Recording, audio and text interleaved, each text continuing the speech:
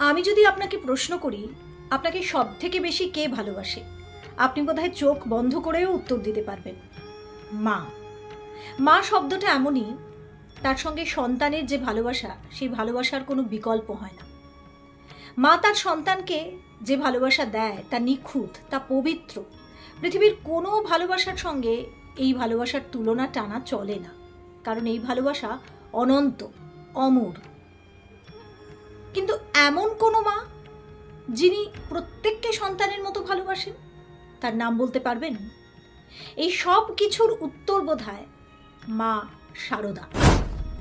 শ্রীরামকৃষ্ণ যখন মারা যান তার আগে তিনি মা শারদাকে বলেছিলেন, এই কলকাতার লোকগুলো না কেমন যেন পোকার মতো কিলবিল করছে, তুমি এদের দেখো। উত্তরে মা শারদা বলেছিলেন, আমি কি পারবো? সেই থেকে শ্রীরামকৃষ্ণদেবের আন্দোলনের সংঘ জননী মা শারদা। তিনি ছিলেন শ্রীরামকৃষ্ণদেবের স্ত্রী, আবার তিনি ছিলেন মা। এমন একজন মা যিনি সবাইকে উজাড় করে ভালোবাসতে পারতেন।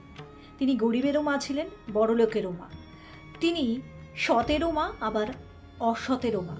তিনি বিপথে যে সন্তান চলে গেছে তাঁরও মা ছিলেন। কিন্তু নিজের সন্তান না হয়েও তিনি অন্য মানুষদের যেভাবে ভালোবাসতে পারতেন, এতটা গভীরভাবে, যার মধ্যে কোনো খাদ ছিল না, কোনো সাধারণ নারীর পক্ষে এতটা পারা কি সম্ভব? মা শারদা যে এক অন্য ধরনের নারী ছিলেন, তিনি যে অসাধারণ ছিলেন শুধু তাই নয়, তার ক্ষমতা ছিল অলৌকিক। তাই আজকের ভিডিওতে আপনাদের দেখাবো। একদম শেষ পর্যন্ত এই ভিডিওটা দেখলে আপনারা বুঝতে পারবেন মা শারদা সত্যিই একজন সাধারণ নারী ছিলেন না, তিনি ছিলেন ঈশ্বরেরই রূপ। আসুন আজকের এই ভিডিওটা শুরু করার আগে আপনাদের যা আমি বলি সেগুলো একবার বলে দিই। যে ভিডিওগুলো আমি করছি সেগুলো যে আপনাদের ভালো লাগছে সেটা আপনাদের লাইক, শেয়ার, কমেন্ট এবং ভিউজ দেখে বুঝতে পারছি। যদি এই ভিডিওটাও আপনাদের ভালো লাগে তাহলে অবশ্যই লাইক, শেয়ার আর কমেন্ট করতে ভুলবেন না। আর অবশ্যই যদি এই চ্যানেলটা আপনাদের ভালো লাগে তাহলে সাবস্ক্রাইব করবেন। মা শারদার জন্ম বৃত্তান্তেই রয়েছে অলৌকিকতা। মা নিজে বলেছেন, একবার তার মা জঙ্গলের মধ্যে দিয়ে ঠাকুর দেখতে যাচ্ছিলেন। হঠাৎ তার শৌচে যাওয়ার প্রয়োজন হলো। শৌচে গেলেন, কিন্তু শৌচ তো হলোই না। মনে হলো তার পেটের ভিতর কি যেন একটা বায়ু প্রবেশ করলো, আর তারপরেই পেটটা কীরকম ভারী ভারী লাগছিল। তিনি বসেছিলেন। হঠাৎ সেই সময় গাছের মধ্যে থেকে বছর পাঁচেকের খুব সুন্দর ফুটফুটে একটা মেয়ে তাকে গলা জড়িয়ে বলল, মা, আমি তোমার ঘরে আসছি। মা অজ্ঞান হয়ে গিয়েছিলেন।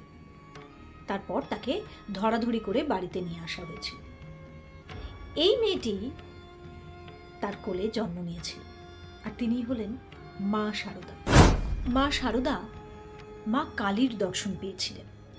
এই নিয়ে খুব সুন্দর একটা কথা তিনি বলে গেছেন। একবার শ্রী শ্রী মা কালীঘাটে গিয়েছিলেন পুজো দিতে। পুজো দেওয়ার সময় তার মনে হলো যে বাইরে বেরিয়ে যদি কোনো সধবা মহিলাকে পান তাহলে তিনি তার কপালে একটা সিঁদুরের ফোঁটা পরাবেন। তিনি বেরোতে যাচ্ছেন মন্দির থেকে, তক্ষুনি তিনি দেখলেন যে সামনেই একজন ঘোমটা পরা মহিলা দাঁড়িয়ে। কোনো কিছু না ভেবেই মা শারদা তার কপালে একটা সিঁদুরের টিপ পরিয়ে দিলেন। মহিলা যেন একটু সরে গেলেন।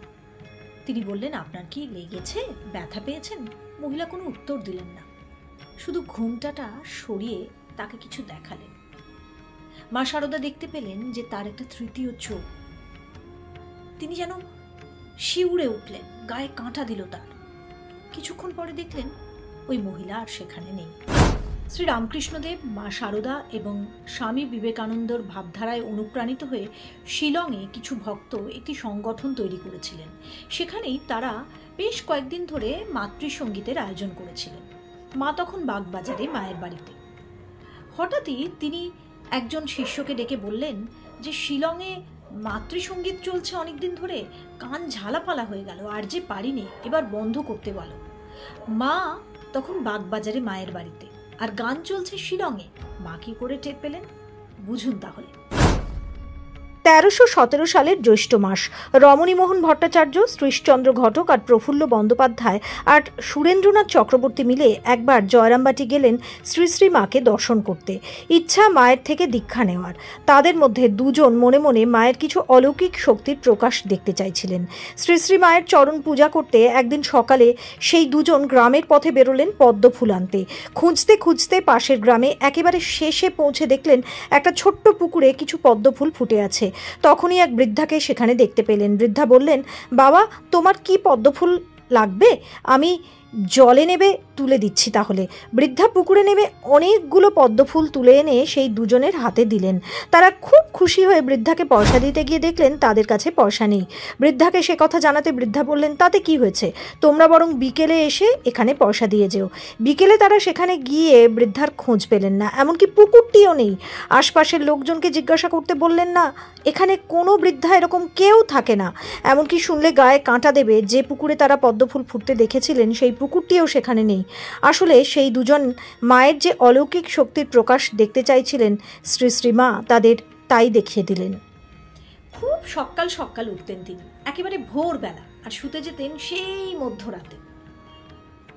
সারা দিন সব কাজ নিজে হাতেই করতেন তিনি, কিন্তু এতটুকুও ক্লান্ত হতেন না। এরপরে সবাইকে সমানভাবে ভালোবাসতেন তিনি, এতটুকুও কম হতো না কারোর প্রতি ভালোবাসায়। এত কিছু নিজে হাতে সামলেও প্রতিদিন 1,00,000 বার জপ করতেন তিনি, একটুও কম হতো না এই কাজে। এটা কি কোনো সাধারণ মহিলা, সাধারণ নারীর পক্ষে সম্ভব? ভাবুন তো, এক অলৌকিক ক্ষমতার বলেই তো এত কিছু করতে পারতেন শ্রী শ্রী মা, মা শারদা। এমন মাকে চিরকল্যাণময়ী তো বলা যায়। আমি ঠিক করেছি এই সংক্রান্ত আরও বেশ কিছু ভিডিও আপনাদের জন্য নিয়ে আসবো। আপনারা যদি কমেন্ট সেকশনে লিখে দেন যে কী ধরনের ভিডিও আপনারা দেখতে চান মাকে নিয়ে, শ্রীরামকৃষ্ণদেবকে নিয়ে কিংবা স্বামীজিকে নিয়ে, তাহলে অবশ্যই কমেন্টে লিখে ফেলুন।